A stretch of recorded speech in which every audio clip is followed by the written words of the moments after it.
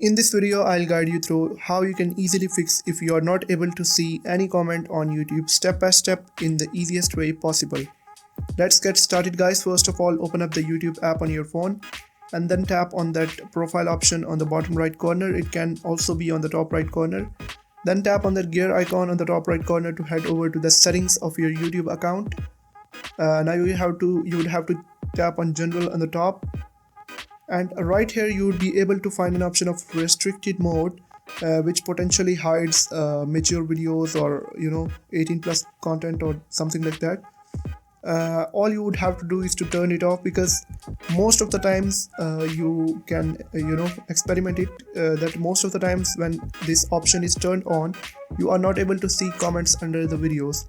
And the second thing you would have to check is that make sure that the content that you are searching or watching on YouTube is not kids content, because if you're watching kids content, you would not be able to see comments option, because on YouTube Kids there is no comment options, so you would not be able to see it.